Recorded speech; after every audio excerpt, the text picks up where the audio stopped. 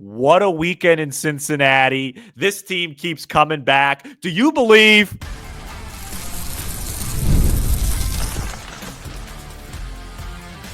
You are Locked On Cubs, your daily Chicago Cubs podcast. Part of the Locked On Podcast Network, your team every day.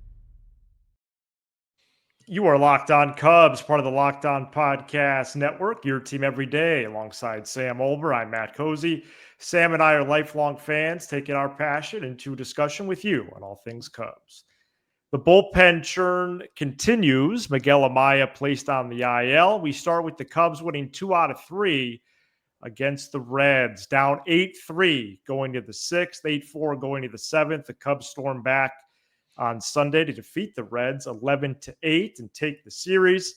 Something similar happened Friday when they were down 6-2 late and won 13-6. They did drop the second game 6-4. Cubs are now 32-21 overall, 9-3 on this 21-game stretch. They've been in first place for a while since the 10th game of the year. And after this weekend, Sam, I think they showed the rest of this division why it might be difficult to ultimately chase them down.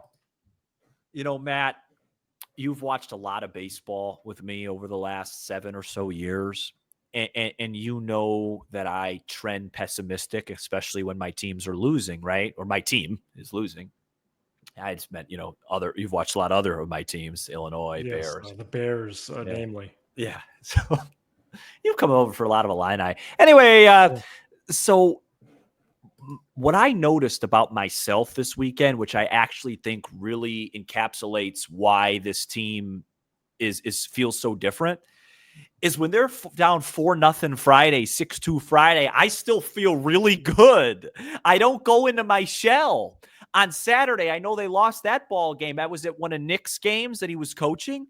They're down 6-2. I'm looking at the score. I'm going, there's a long way to go with this offense. And then they did it again on Sunday. Now, at some point, you'd like them not to have to come back. You'd like a quality start mixed in every now and then. But what they're doing right now offensively, and make no mistake about it, Saturday was just as good as Friday and Sunday. They just didn't get the results. And they faced 3 really, really good pitchers, and they had no problem with any of those dudes. and it's just Friday night was the Pete Crow-Armstrong game. Yeah. Then on Sunday, you call up McGuire.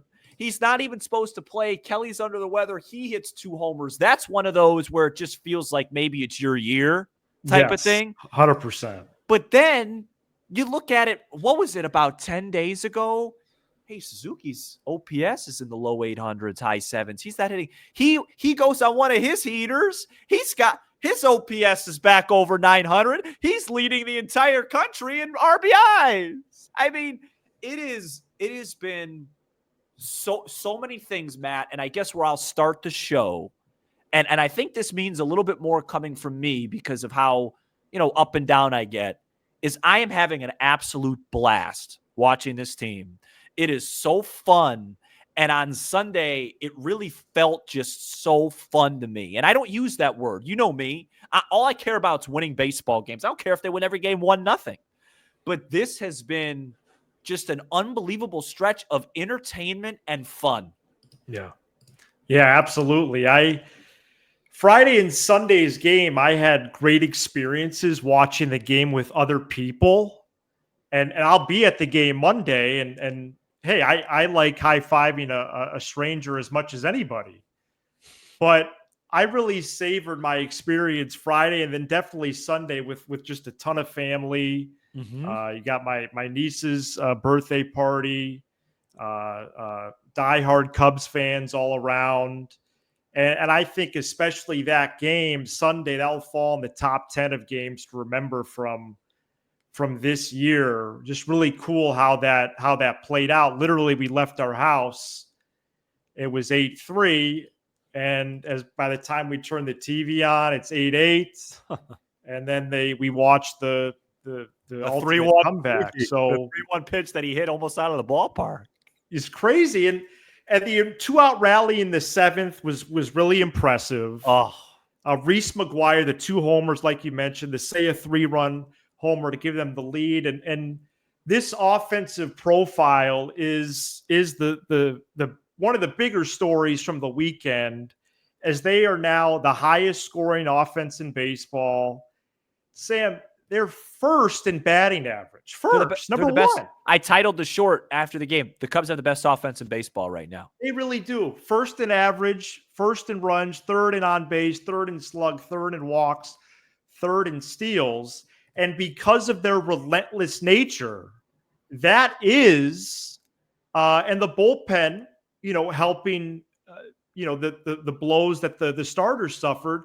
The relentless nature of the offense is why they won those 2 games. It is. Oh, that's it. That's absolutely. And I think that, I think this weekend was such a good weekend for them, not only to win the series, but, it's one of those things where I think Jed, and I want to just transition for a bit into the pitching side, because it's a real problem starting wise.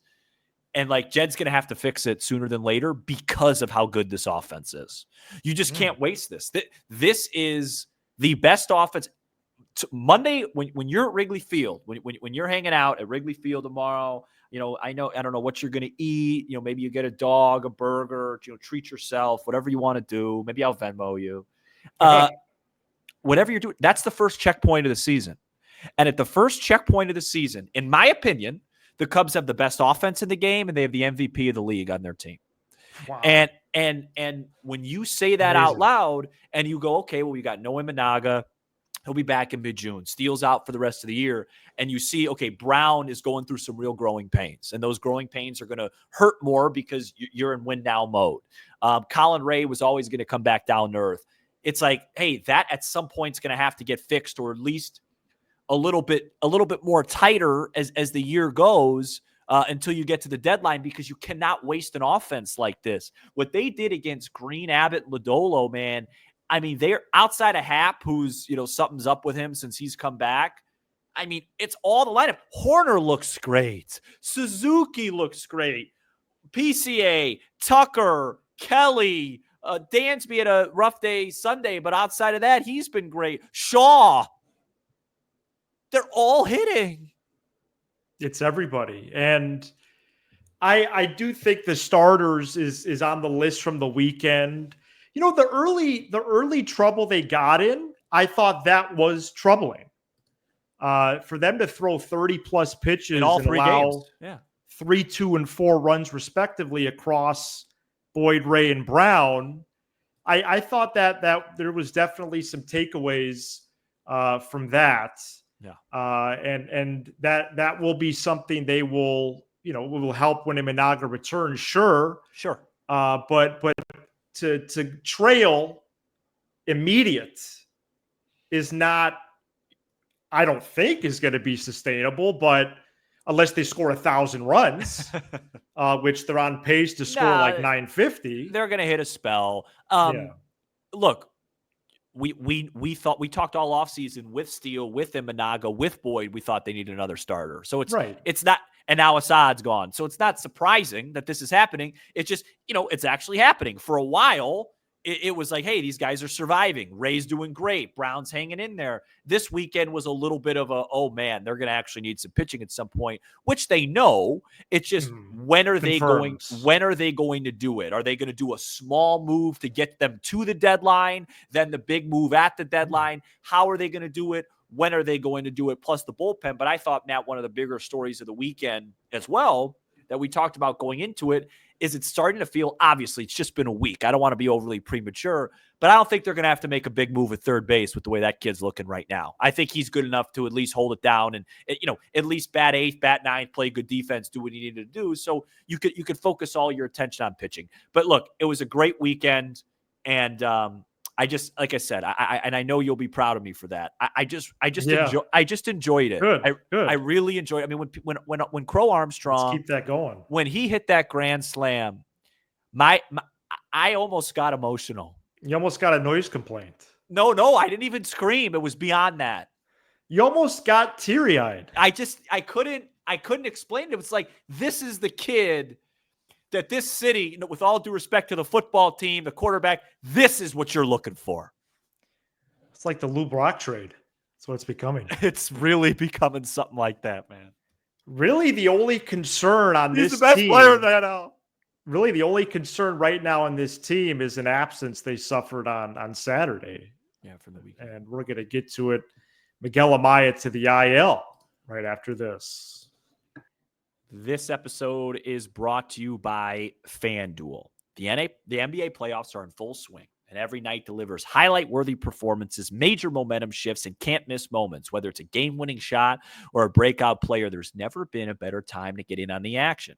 FanDuel makes it easy to stay in the game before tip-off and live with player props, performance trends, and same-game parlays. Fans have more ways than ever to play smart and win big, folks. The NBA playoffs are trending towards an Oklahoma City and Indiana finals. To me, what that screams out to me, FanDuel, FanDuel, FanDuel, because I need to make bets to make that interesting to me.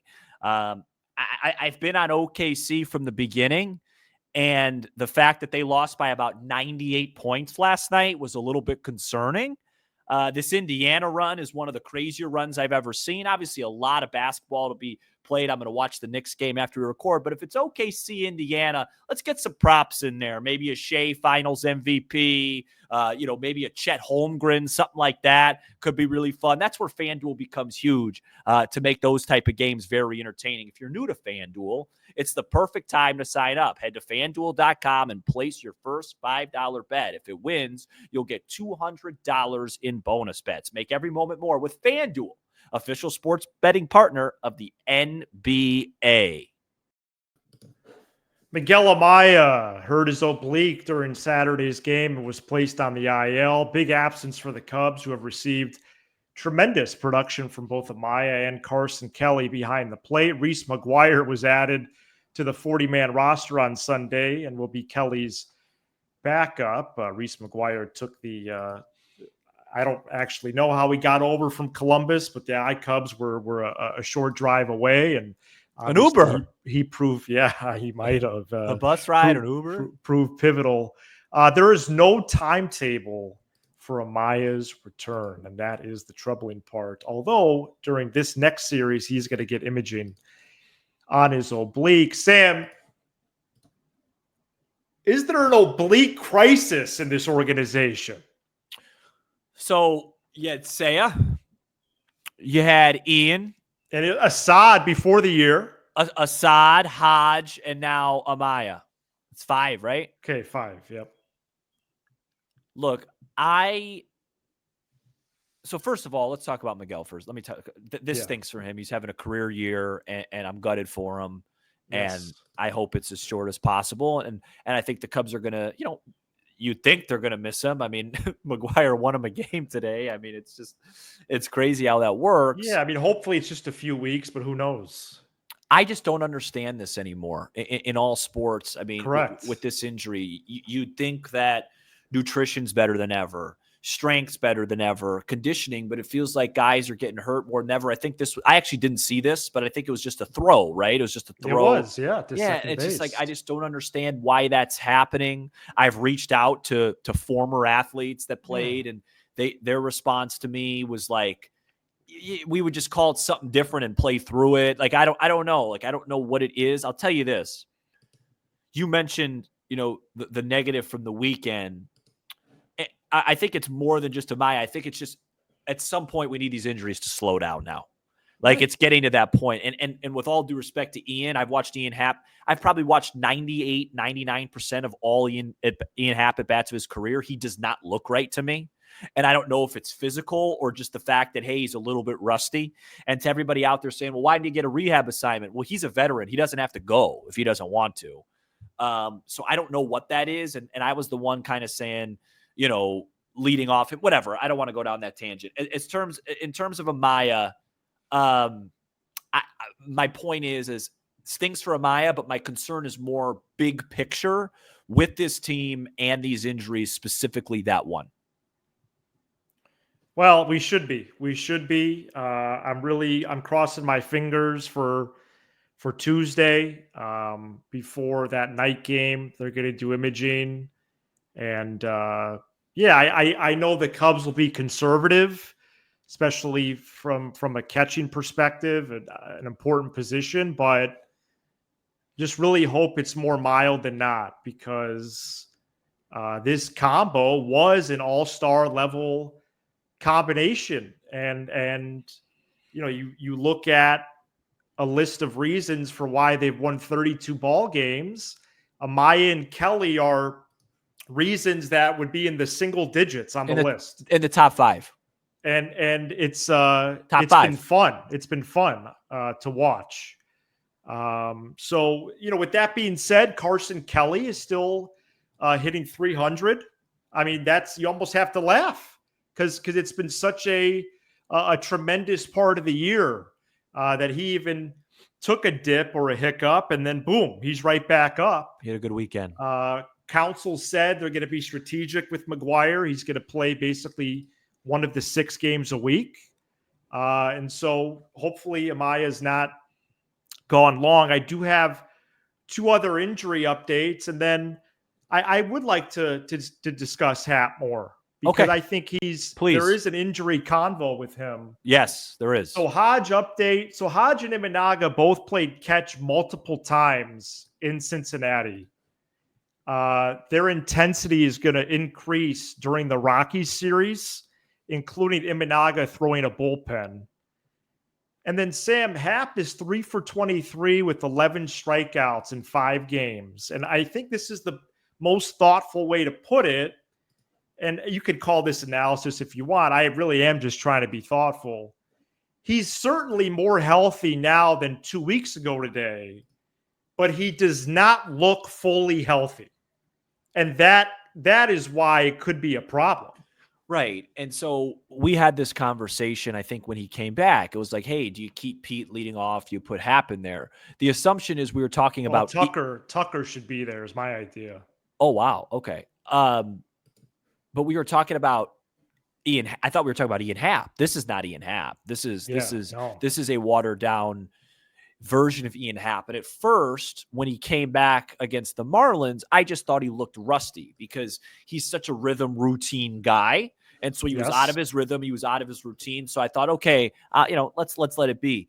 And it's not the 3 for 23 does it no justice, because one of them was off a position player. One of them should have been caught. It was a misplay. And the other one was a blooper. But it's what makes Ian Happ great. He takes balls, he swings at strikes. He gives you a great at bat. He's and he's just not seeing the ball well. It just doesn't look right to me. Now, maybe he's just really rusty. He was in like an 0 for 12 or something before he got hurt, and maybe it's just a really deep funk. And that's I hope it's that, because he'll come out of that. He's proven that. But it just doesn't look right. And we'll see. I mean, it could all change in 1 at bat, 2 at bats against Colorado, but I guess the point I'd like to make is that this offense is so good. They have so many options. I think you have to consider, if he wants to play and if he does feel 100% healthy, if this continues, you got to take him out of the one hole, because there's just so many other options. I mean, I'm usually pretty anti putting Nico there because he's so good with wrist, but with the way he's hit, you mentioned Tucker, Dansby. I mean, there's anybody. Anybody that other than Happ right now with the way he's looked. But I just hope he's healthy. And if he's healthy and he's just going through it a little bit, I'm cool with that. But if he's not healthy, he needs to speak up. Against the 9-44 team this week, I'd like to see them test drive Tucker, Seiya, PCA, Kelly, Happ, Swanson, Bush, Horner, and Shaw. Man. That's something I would really like to see. That is And this lineup, you have a 290 hitter hitting 8th. Nico's been excellent, man. He's been so good. He's been excellent. Everything that I want Nico Horner to be, he's being right now. And he's been a stud on defense. He's just been excellent. It makes me emotional. Yes, that's true. Well, now there's more than one player, apparently. That makes you there's emotional. a lot. First of all, this lineup is fantastic. I know. Thank you. My counter to it. I had fun making this one. My devil's advocate would be 2 things. Yeah, go ahead. 1, they just scored 1 billion runs, so he's probably not going to change it. I know. And 2, Tucker is at the level where if for whatever reason he doesn't want to hit leadoff, he won't. You know what I mean? You know what I mean? Like if they go to him and say, "Hey, we're Yeah. thinking about this for this week," Yeah. and he shrugs, they're not going to do it. Right. And like the thing about Tucker is I feel so good when he's up with runners on. Like I love his approach. Like that hit that he had Friday night before the PCA Grand Slam. Like Right. just see it, hit it right center. But Boom. you know, this lineup is perfectly meant for Ian to hit leadoff. He just needs to be back to Ian hitting leadoff, unless he's not healthy. You know what I mean? And this is the time where there's no reason to force it. Like Dansby did that last year. They got options. They could IL him, put Ballesteros, back up there, and let's say Seiya play the outfield. I want to knock on wood for this. Seiya's played a really nice outfield so far. Yes, he has. And so, he deserves his flowers for that. So, but that just that collection of players, there's not a bad hitter. I know it's been fun. It's been fun. I'm glad you said that. I'll say this last thing. I think as much as I love Pete hitting leadoff, I kind of like him in this RBI spot right Absolutely. now. No, he should stay in 3, 4, 5. Which was first talked about on this very show. But what if he drives in like 100 runs? Oh, he's well on pace for it. What if he hits like 38 homers, steals 45 bags, and drives in 100 runs? No, Sam, I was doing research this week. We have Ken Griffey's on our team or something. I was doing research on teammates over the last 10 seasons to finish in the top 5 of MVP voting. Oh, you're there? Well, at some point, Seiya's got to be a top 10 guy right now. Yeah, down ballot votes for sure. He's a top. He didn't. Drew Pomeranz should get down ballot votes as well. Well, Palencia was throwing about 108 today. So he hit 103 one pitch. Yeah, no, and I'll just say this: the only reason I'm not just elated is I'm really sick of St. Louis. They swept Arizona, all 1-run wins, and that's enough. Right. Thought Arizona was good. I took their over. I'm going to lose money on that. Yeah, I'd rather the Cardinals not be a pest, but they have been right now. No, I'm going to lose. I actually think I'm going to lose money on Arizona and Atlanta, but I think Oakland will get me some. Julian Merriweather is not a Chicago Cub anymore. I don't know why I said that. A couple bullpen moves over the weekend, and we get a Circle of Trust update next. Ryan Brazier was added to the Cubs roster on Friday after being activated from the IL. Ethan Roberts sent down. Julian Merriweather was DFA'd on Saturday. Brooks Kriske was promoted from AAA. Brazier has had a lot of success in his 9-year big league career, including in the postseason with the Red Sox and Dodgers. I can imagine him perhaps getting a high leverage spot sooner than later. Kriske, though, is a 31-year-old vet. Right-hander. He was striking out a lot of guys at AAA, but not sure he's going to be in the mix for anything big. But with all this bullpen churn, Sam, I am ready to declare something. Oh, boy. Hi, my name is Matt Cozy, and I'm here to declare that the bullpen churn this year is not a serious concern. Wow. They are acting seriously with these moves. They're acting with purpose. They are not accepting poor performance. Julian Merriweather was not a good pitcher this year, and I'm being kind. And Craig Counsell, in my mind, is in charge of most of this. And I just don't think at 32 and 21 and their level of urgency with these moves, I just don't think the bullpen is that much of a concern right now. I think, yeah. Because so many guys have thrown out of the pen already. I think the starters are far bigger currently. Look, as far as Merriweather goes, it was time. I sent you that text called it on Friday night. It was time. And this is somebody that loved the way Merriweather looked in the spring. It just talks about what we always talk about. Once it goes for a lot of these guys out of the pen. Yeah. No, I pick up what you're putting down. I would say this. I think there's two names that are super integral, and if something goes wrong with them, they got a problem. And that's Hodge coming back right and Keller. So like Keller's last 3 outings, he's put up zeros. He hasn't looked quite as sharp as he did before that. Right. And they really need him right now. They won't probably as much in about a month or so, because they're going to get some fixes for that. That's a lot easier to fix. I think if Hodge could come back and look like Porter Hodge, and Keller could maintain the level that he's at, plus Palencia, plus the 2 lefties, I think I agree with you.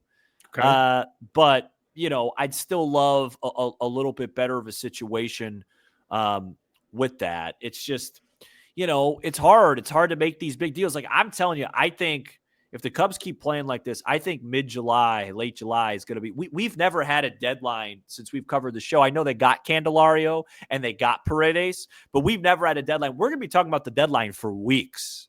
Like it's going to be I think they're going to be hot on the bullpen market, especially. I think I would be shocked if they didn't add a major name in the bullpen and a major name as a starter. Wow. Like right now, I'm looking at guys like, that guy that threw against them early last week, Edwin Cabrera, where his stuff just popped off the screen. He struck out 10 guys in like 5 innings today, gave up no runs. Like, I just wonder, like, what can that conversation happen? Miami has a ton of pitching. Cubs have a ton of good young prospects. A guy like Edwin Cabrera would just make things so much easier. And look, the guy's got an ERA of like 4 something, but his profile, his stuff. Well, who's the reliever for them that's striking a lot of people out?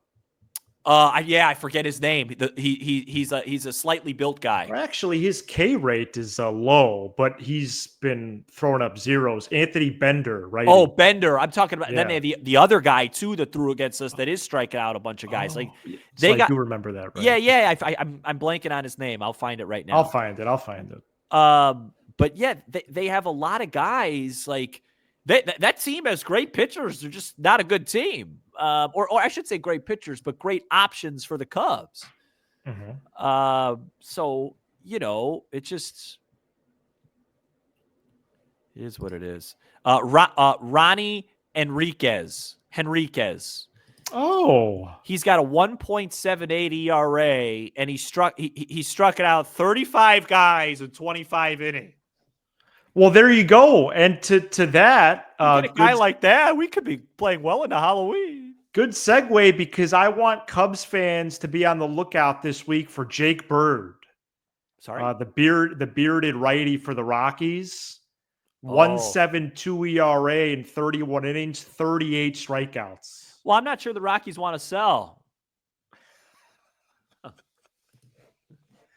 All right, so the current group down there is Keller, Pomeranz, Thielbar, Palencia, Flexen, Presley, Brazier, and Krisky. And Brazier hasn't pitched yet, right? Does he get a chance at the 8th or 9th again, or no? Yeah, I think he will. He does, right? Yeah, I think he's even. Yeah, I think he will. 120 Monday. It's Tyone. Guess the spread.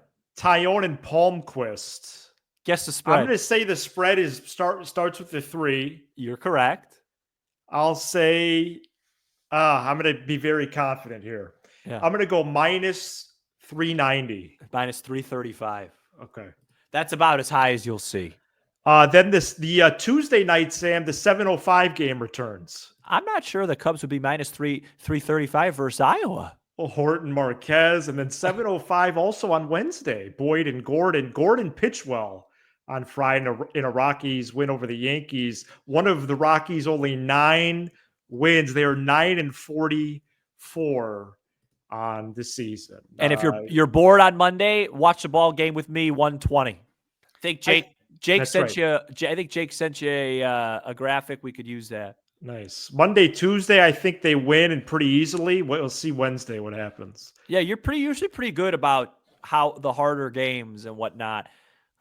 Yeah, look, Matt. I mean, they're 9-3 through 12, which is 8. That's right. That's a game better than I thought. That's right. And that happened after all the debacles Monday. The hard news, the hard loss. Yeah, I'd be really disappointed if they didn't sweep, but You know, baseball's baseball. Hey, have a great time at the game tomorrow. You're a 1-0, and then I'll be there Sunday. Awesome. Yeah. My former teammate, Nick Martini. Hopefully he starts Monday. We could see him. Hopefully the Cubs win that ball game tomorrow 9-3, and Martini hits 3 solo jacks. I told someone today 10-2. 2 solo jacks for Martini or a 2-run homer? 2-run homer. Got it. Okay. Yep. This is Locked On Cubs, part of the Locked On Podcast Network, your team every day. For your second listen, check out the all-new Locked On MLB Game Night. Every game, every night, all season long. Get local analysis on a national scale. Find MLB Game Night on the Locked On MLB channel on YouTube or wherever you listen to podcasts. He's Sam Olber. I'm Matt Cozy, and this is Locked On Cubs.